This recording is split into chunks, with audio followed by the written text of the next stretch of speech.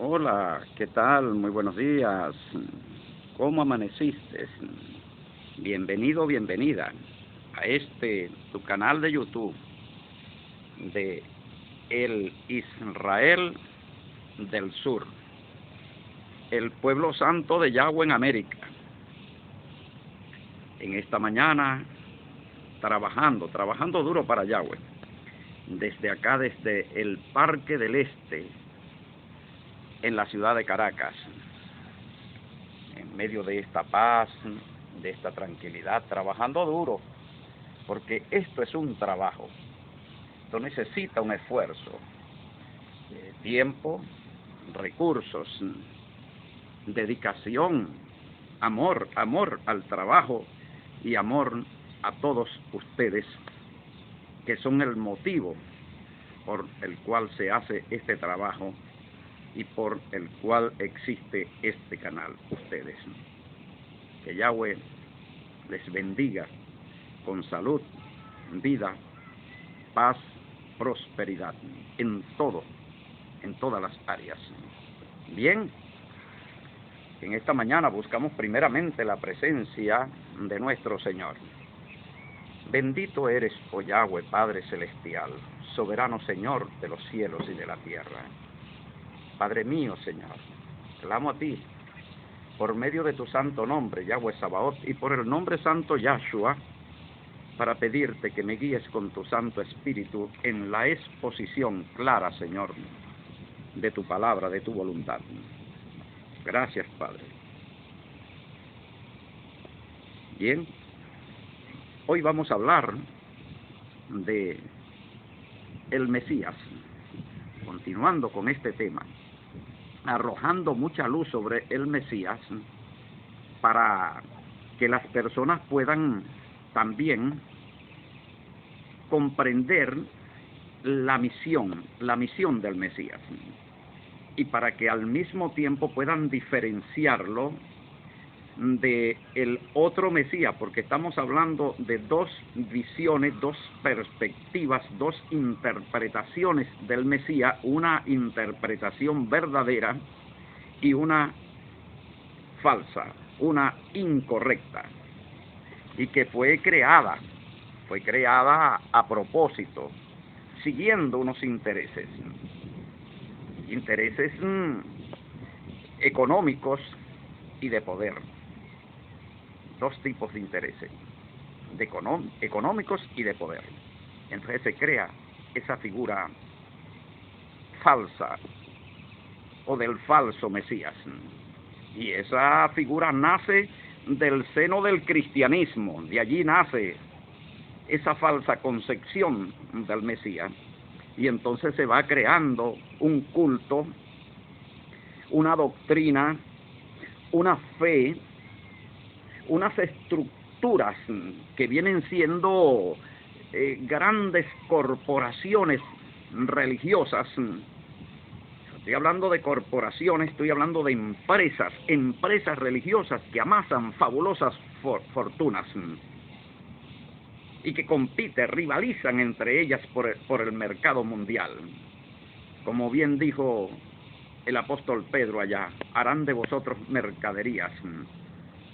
Por avaricia harán de vosotros mercadería. Y esto se va cumpliendo en este tiempo. Incorporation, October Bible Anthrax Society Incorporation. Por allí va más o menos el asunto. Incorporation viene siendo corporación. Y entonces tienen un ejército de servidores que no cobran sueldo, que no reciben ningún tipo de seguridad social, y esa empresa entonces comienza a esclavizar todo ese ejército de hombres y de mujeres, llevándolos por el mundo a ganar adeptos para explotarlos. Y ahí le sigue, por ejemplo, Iglesia de los Santos de los Últimos Días, con todas sus cadenas editoriales y con unas líneas de productos. Adventistas del Séptimo Día, con todas sus líneas de productos, sus cadenas editoriales, son empresas Y luego le siguen otras del corte pentecostal, de corte libre, de corte bautista, anabatista, presbiteriana, anglicana, metodista, y rivalizan. Y el máximo enemigo, la máxima enemiga de todas ellas es la católica, porque como la católica era la que controlaba el mercado mundial, ¿no?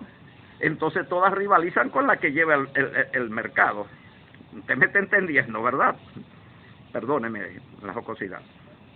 Bueno, esto es para ayudar a comprender la realidad de cómo se crea un falso Mesías. Pero un Mesías no en favor de los intereses de Yahweh, ni en favor de los intereses del pueblo, sino en favor de los intereses de estas grandes corporaciones, de estas grandes empresas religiosas. Sin ánimo de ofender, yo quiero que usted perdone si yo hiero su sensibilidad. Yo le amo mucho y solamente mi propósito, mi buena intención es ayudarle a usted a comprender la verdad para que usted sea libre, porque lo dijo Yahshua: conoceréis la verdad y la verdad os hará libre. Y aquella verdad, la verdad verdadera, la verdad real, muchas veces hiere nuestra sensibilidad. Es lo que ocurre con Yahshua cuando él necesita decir unas verdades en un contexto, y que esas verdades no pueden ser adornadas, suavizadas, porque entonces serían hasta dudosas, serían un poco oscuras, sería como oscurecer la verdad con adornos, tratar de embellecer la verdad. Y él dice: ay de vosotros, escribas y fariseos hipócritas. ¿Por qué? Porque vosotros recorréis mar y tierra para convertir a una sola persona, y luego que la habéis convertido, la hacéis doble veces más hijo del infierno que vosotros mismos. Cuando él llega ya al templo de Yahweh, dice: ustedes han convertido la casa de mi padre en una guarida de ladrones. Y en ese caso los ladrones son las autoridades y los cambistas y los vendedores de animales, porque hay una asociación para delinquir entre las autoridades y quienes están allí especulando con los precios, con el cambio de la moneda y con la venta de los animales para sacrificio, y la víctima es el pueblo. Entonces ahí, en ese contexto, él habla la verdad, que liberta. ¿Por qué liberta? Porque pone al pueblo sobre aviso, lo ayuda a ver lo que antes no veía, a comprender lo que antes no comprendía, y entonces despertar la conciencia de ese pueblo. Y ese pueblo, cuando despertó la conciencia, cuando se dio cuenta de lo que estaba ocurriendo, de lo que está denunciando Jesús, de lo que él está desenmascarando, ese pueblo sintió indignación. Y no solamente indignación, sino rechazo. Aquella gente que estaban utilizando la fe como medio de enriquecerse. Entonces vamos a hablar de un Mesías, que es el verdadero Mesías, el Mesías terreno, el Mesías de carne y hueso, Yahshua de Nazaret. Vamos a hablar de él, y hablar de él es hablar de su misión, del ideal que él encarnó y que sigue encarnando todavía. Hablar de él es hablar de su ideal, y ese ideal está conformado, organizado como un proyecto, utilizando una palabra en términos modernos, cuyo título es el reino de Yahweh, el reino de Dios, el reino de los cielos. Él asume ese ideal, lucha, trabaja, sacrifica por ese ideal, todo lo da por ese ideal.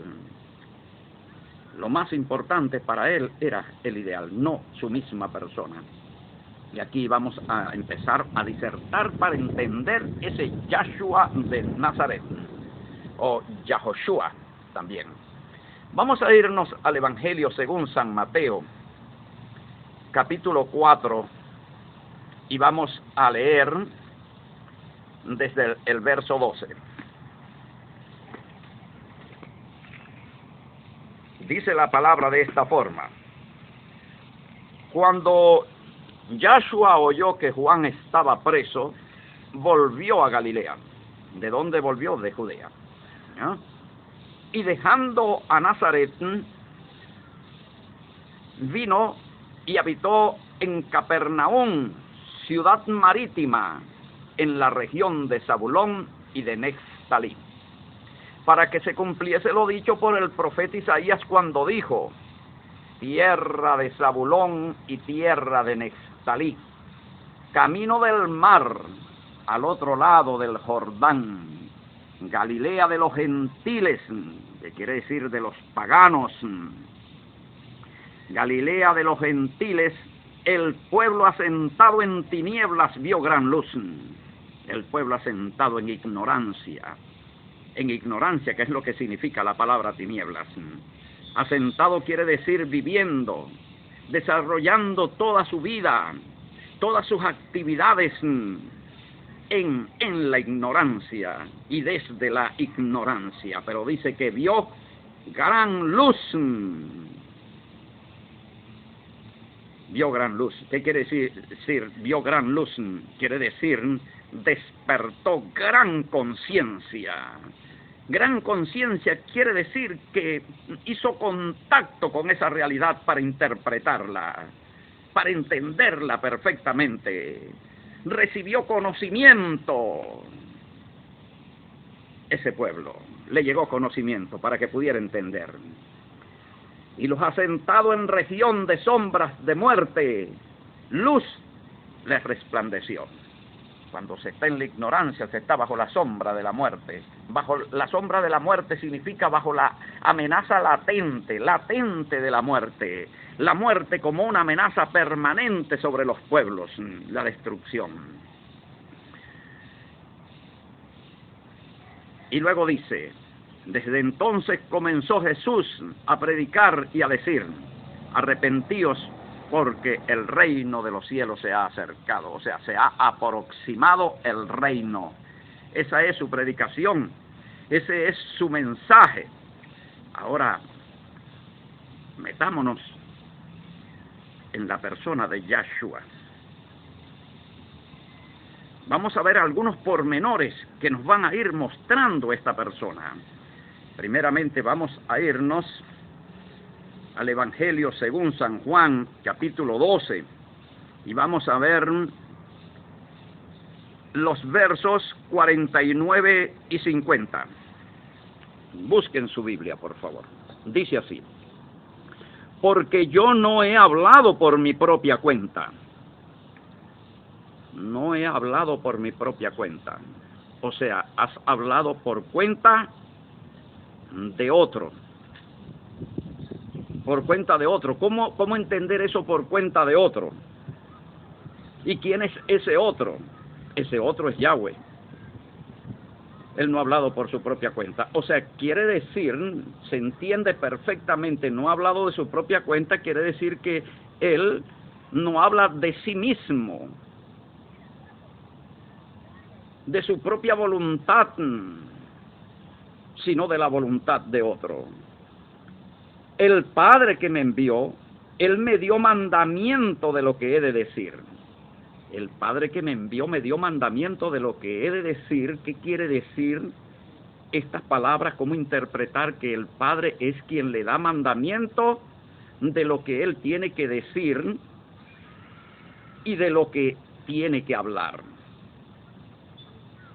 Para comprender esto que está diciendo Yahshua, tenemos que irnos a un pasaje en el Antiguo Testamento que habla de Él.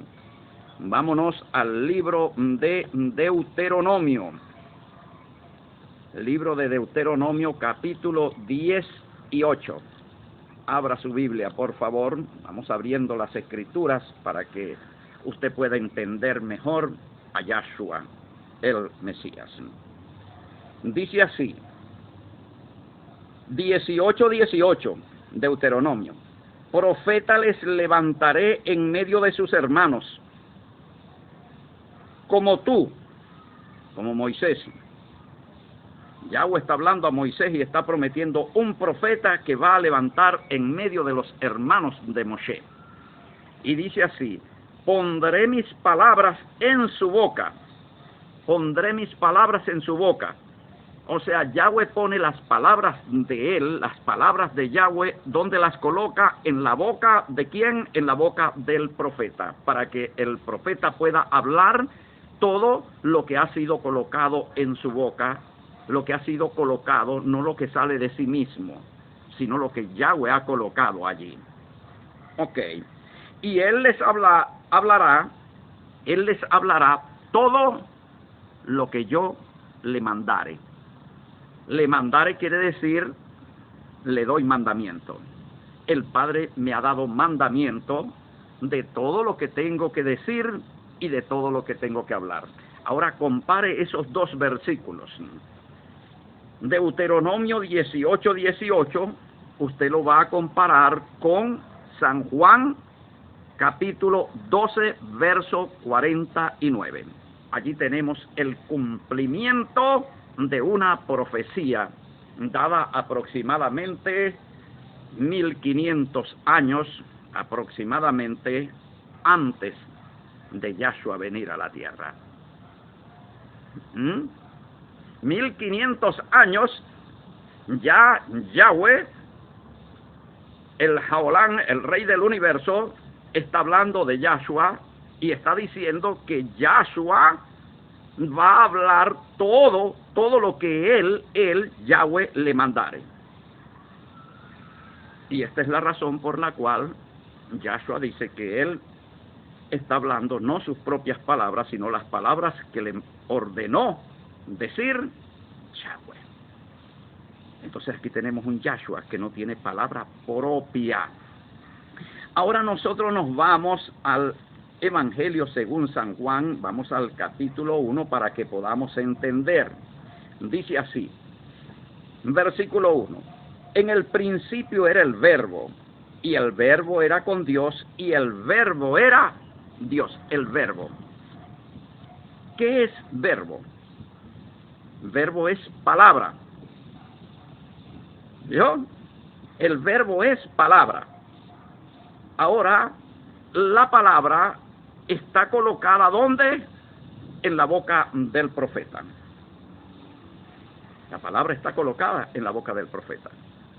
Deuteronomio 18:18, San Juan 12:49, la palabra está allí, pero no es propiedad del profeta,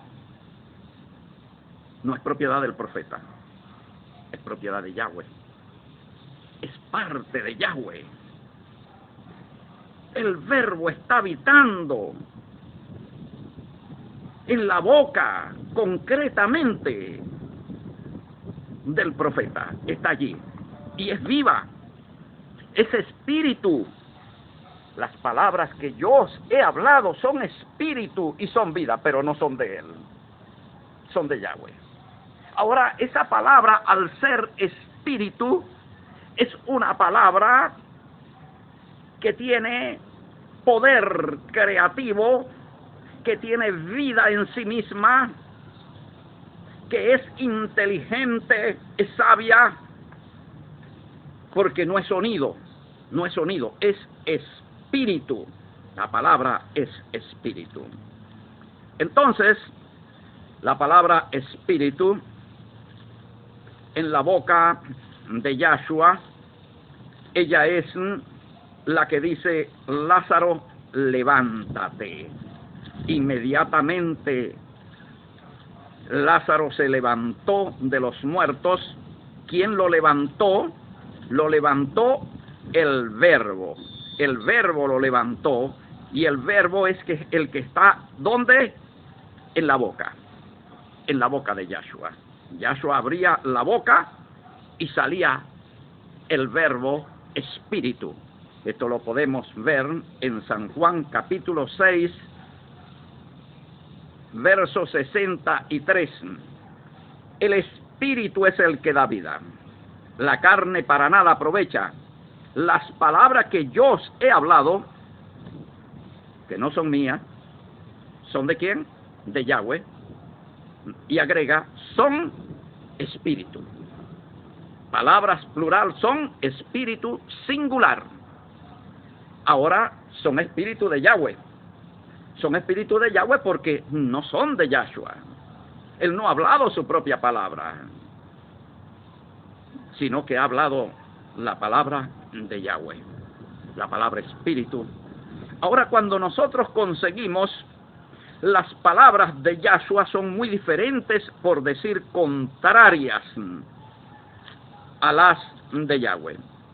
Vamos a ver en qué sentido son contrarias. Bueno, vámonos a el mismo Evangelio según San Juan.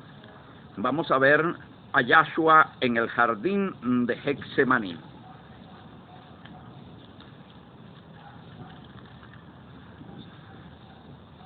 En el jardín de Getsemaní,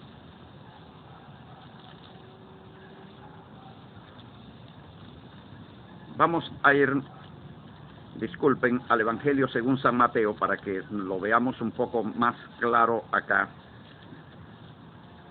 Capítulo 26,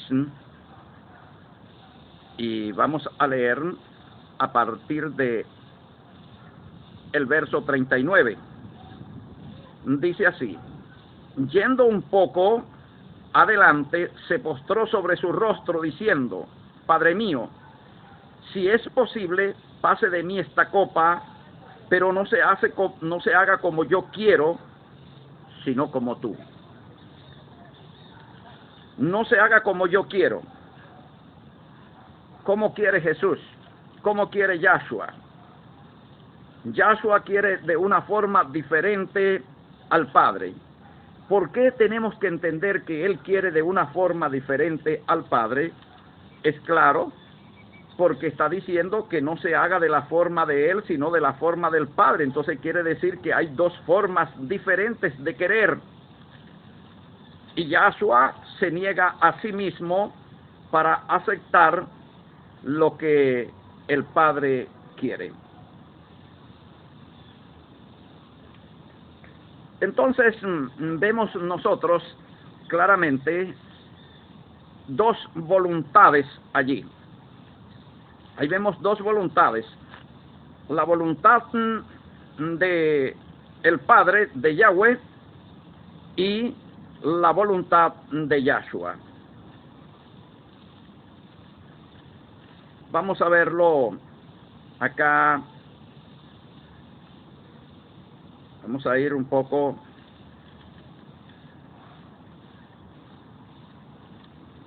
al Evangelio según San Lucas. Vamos a ir al Evangelio según San Lucas.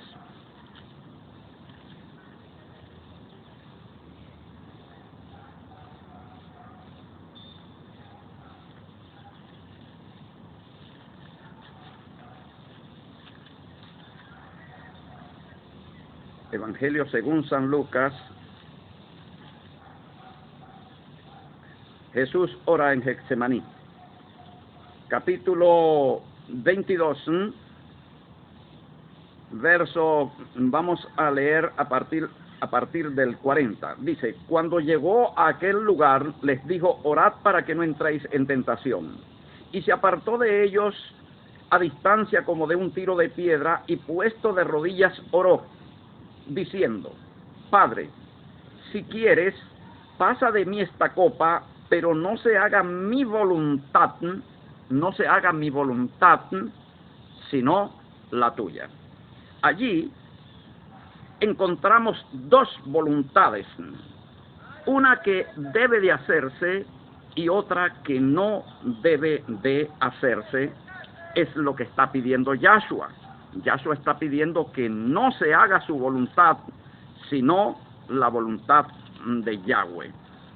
Si no debe de hacerse la voluntad de Yahshua, es porque no es conforme a la voluntad de Yahweh. ¿Correcto?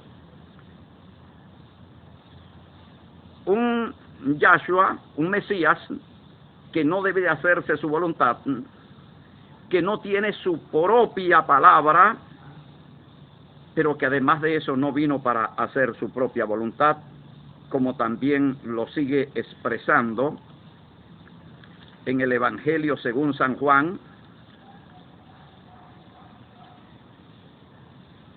Vamos a leer capítulo 6, vamos a leer el verso 38, dice: porque he descendido del cielo no para hacer mi voluntad, sino la voluntad del que me envió. Entonces aquí tenemos dos voluntades, una que él no vino a hacer, él no vino a hacer su propia voluntad, y otra que él vino a hacer, que es la voluntad de Yahweh. Dos voluntades, una que ha de hacerse y otra que no ha de hacerse. Entonces estamos frente a un Mesías que no es la figura principal, no es la figura central, sino el Padre. El Padre es la figura relevante, es la figura importante, es la figura que está por encima de él. Él es el enviado, y el enviador es Yahweh. Y él trae una palabra que es la palabra de Yahweh. Ahora, como enviado, lo importante no es el enviado, sino la palabra que trae el enviado. Porque la palabra que trae el enviado es la que es vida. Ahora, si nosotros nos centramos en el enviado, mas no en la palabra que trae el enviado, entonces el enviado fracasa. Fracasó completamente, porque no pudo transmitir el mensaje, porque no pudo lograr que el mensaje fuese entendido, porque no pudo lograr que la gente se involucraran con el mensaje. Entonces, allí es donde está el gran fracaso. Cuando la gente se centra en el mensajero, mas no en el mensaje. Usted me está entendiendo, ¿verdad? Cuando la gente se centra en el mensajero, mas no en el mensaje, entonces el mensajero fracasa. La misión del mensajero fracasa.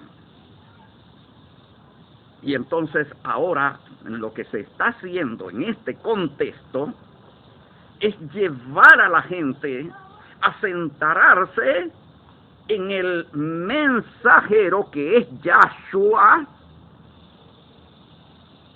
y no en el mensaje que Yahshua trae.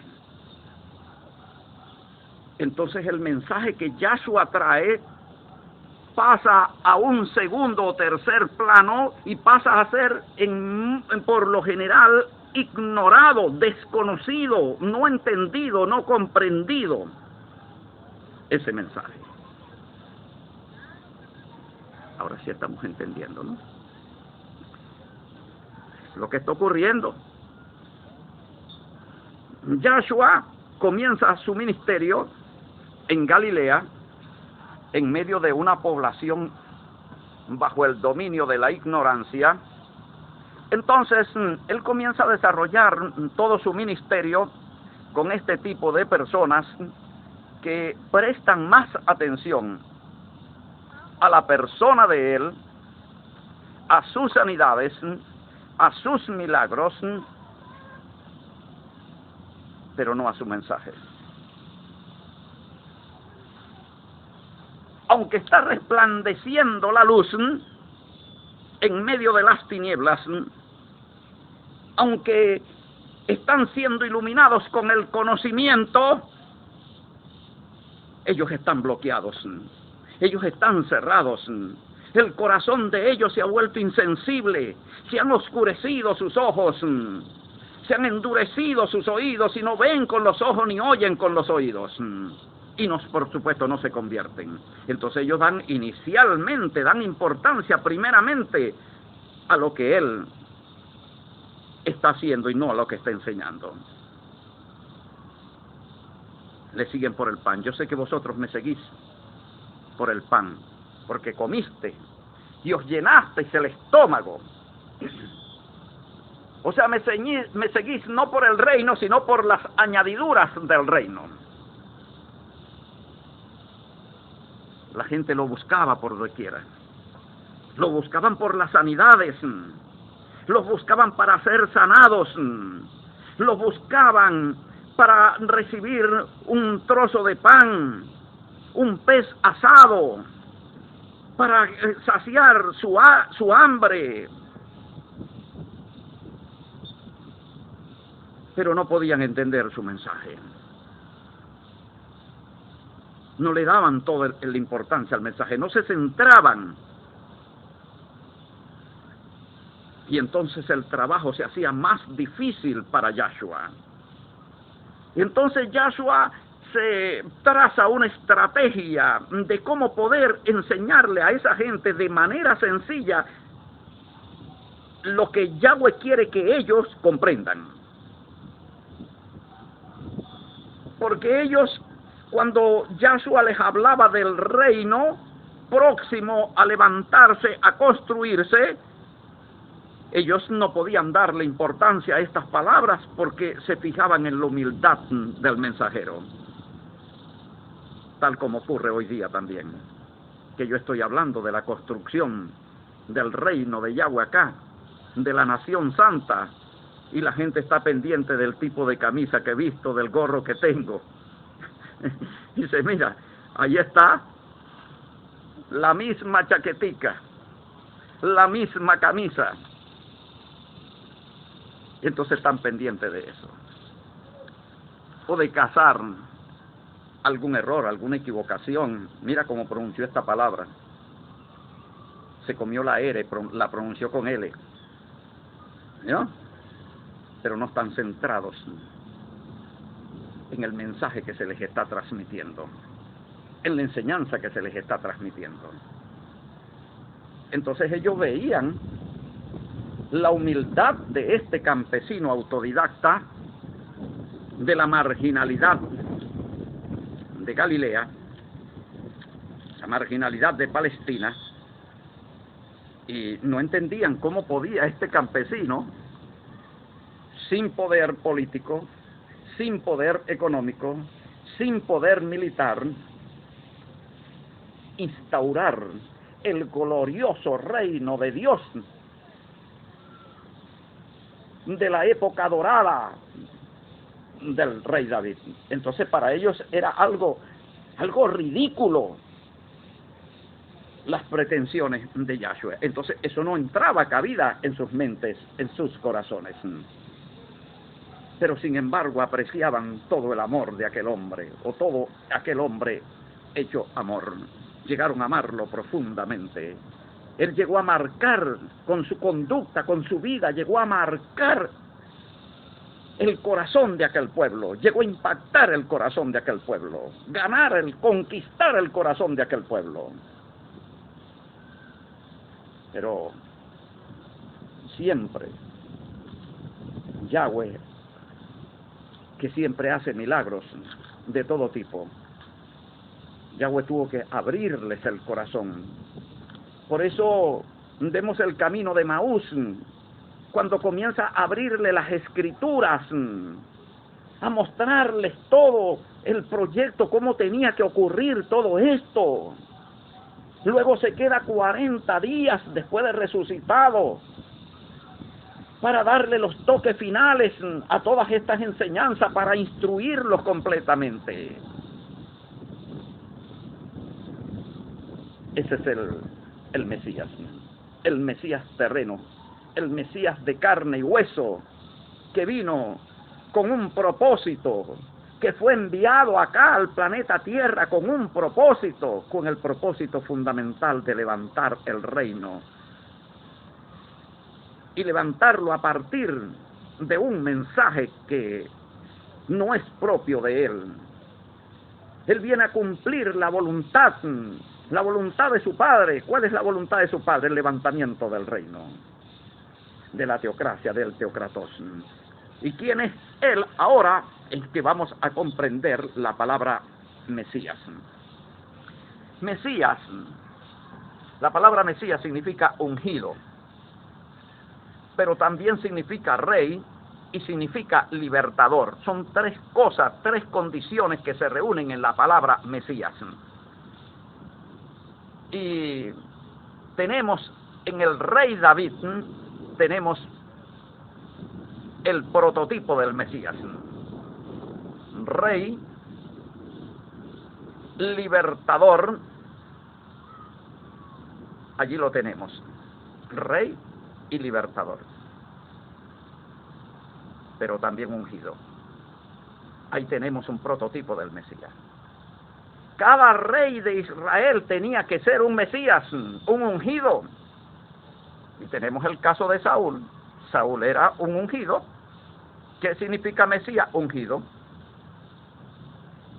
Y por eso es que dice el rey David: no levantaré yo mi mano contra el ungido de Yahweh, o sea, contra el Mesías de Yahweh,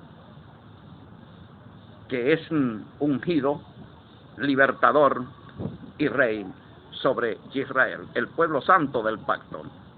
Vamos entendiendo ahora. Entonces, Mesías, ungidos, hubo muchos, pero aquí estamos hablando de uno en singular. No un Mesías, sino el Mesías. Yahshua el Mesías. Rey, ungido y libertador. Y allí es donde él se presenta para cumplir la misión de asumir el reino. Asumir el reino conforme a la profecía. Él es el rey escogido por Yahweh de acuerdo a Deuteronomio capítulo 17. Vamos a ir rápidamente allá a Deuteronomio capítulo 17. ¿Cómo dice? Yo le estoy abriendo la escritura para que usted pueda entender perfectamente al verdadero Yahshua, al verdadero Mesías. Capítulo 17 habla de la elección del rey. Dice, verso 15: ciertamente pondrás por rey sobre ti al que Yahweh tu Dios escogiere.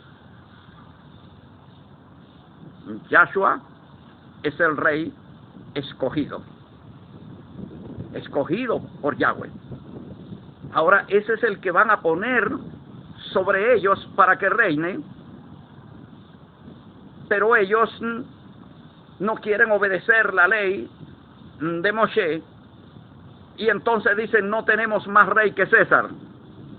Ahora, cuando Yahshua se presenta en Jerusalén seguido por una multitud, él viene cumpliendo una profecía que reclama una promesa. Y la profecía dice: oye, hija de Sión, he aquí tu rey viene a ti manso y humilde, montado sobre un animal de carga. Tu rey. ¿Y cuál era el rey que venía montado sobre el animal de carga? Yahshua. ¿Y dónde tenía que sentarse Yahshua una vez que él entrara en Jerusalén? Eso lo vamos a ver nosotros acá en San Lucas capítulo 1 verso 32. Vamos rápidamente allá a San Lucas 1:32 y prestemos atención a la palabra. 1:32 dice así: este será grande y será llamado Hijo del Altísimo, y el Señor Dios le dará el trono de David su padre. Aquí está la promesa. Yahweh le dará el trono de David su padre. ¿Dónde estaba ubicado el trono de David? En Jerusalén.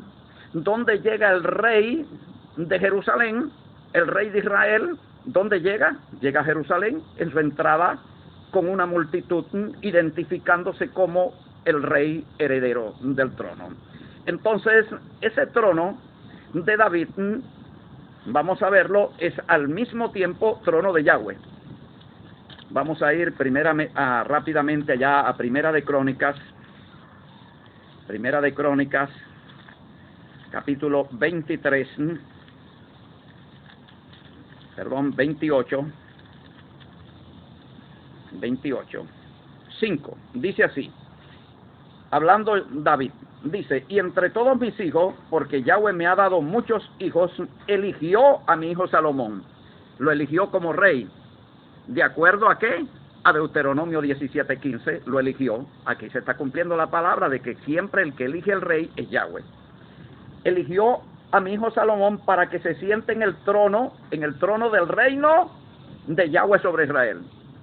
El trono del reino de Yahweh, o sea, el trono del reino de Dios, o sea, el trono de la teocracia. ¿Y qué es el trono? El trono es el asiento del poder. Entonces ahora esto nos va ayudando a nosotros a entender la conducta de Yahshua, cuando Yahshua se presenta en Jerusalén como el rey de Israel, como el heredero del trono, por ser descendiente de David, por tener la promesa de parte de Yahweh, de que se sentaría en su trono. Entonces nosotros vamos entendiendo esto cuando el mismo Yahshua entonces se adelanta a los acontecimientos.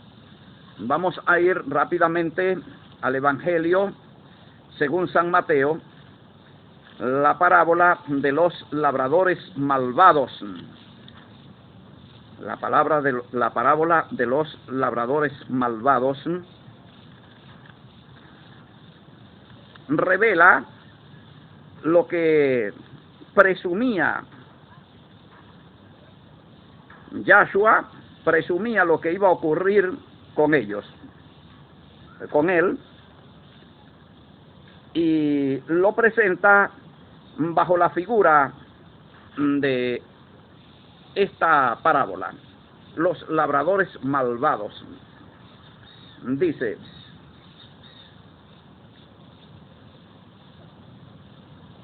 mas los labradores, cuando vieron al hijo, dijeron entre sí, este es el heredero, venid, matémosle y apoderémonos de su heredad.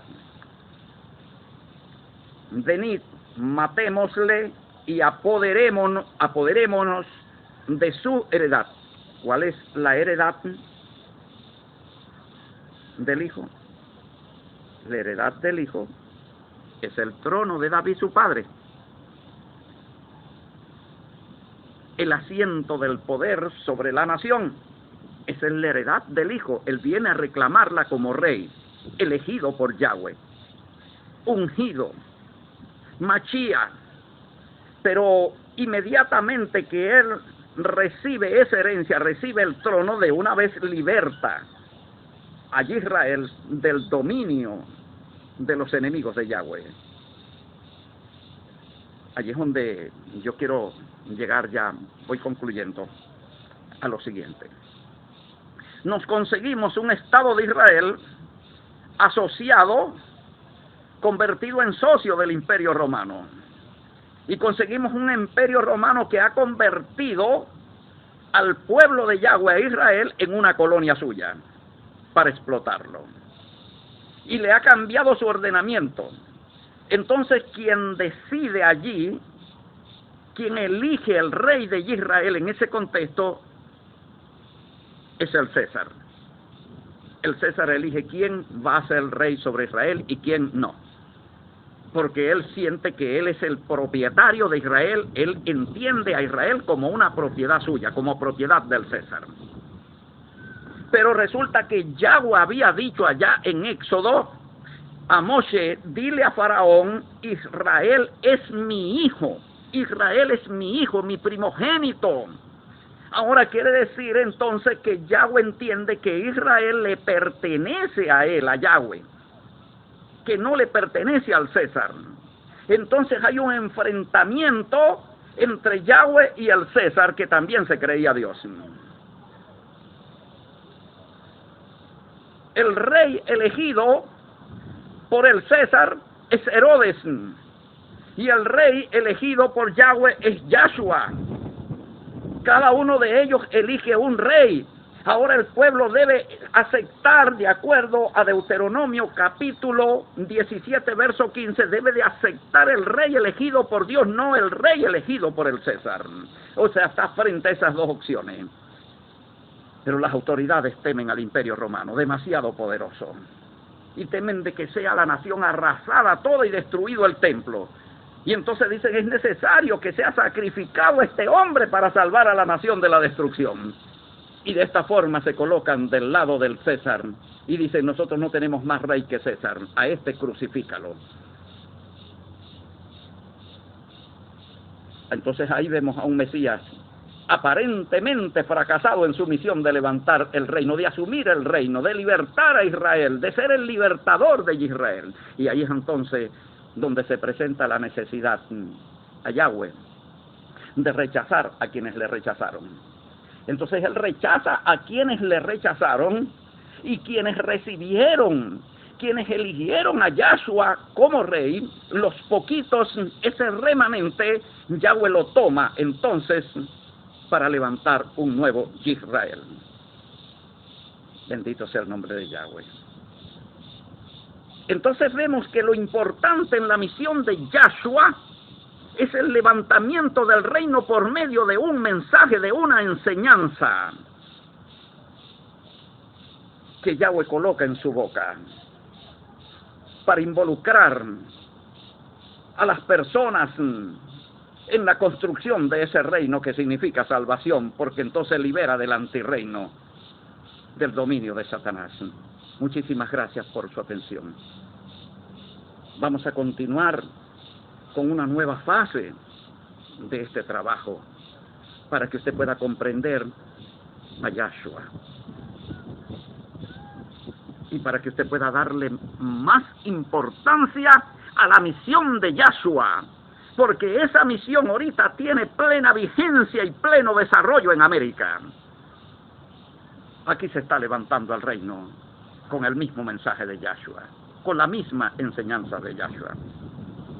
Quiero agradecer, finalizando ya, el trabajo, porque ahora llegamos, el reino de Yahweh, el teocratos, la teocracia, acaba de llegar también a Paraguay, ha llegado a Paraguay.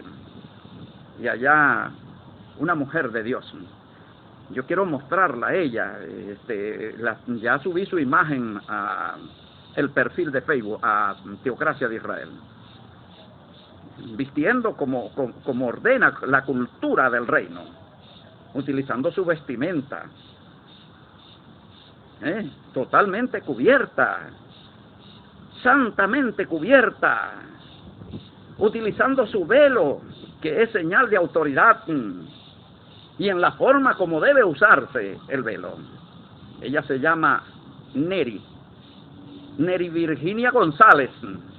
Yahweh nuestro Dios te bendiga. Gracias, Neri, por tu vida. Gracias por ese amor que le pones, ese interés a hacer la voluntad de Yahweh. Por toda esa espiritualidad que se emana de tu vida. Gracias por todo eso, por amar tanto a Yahweh.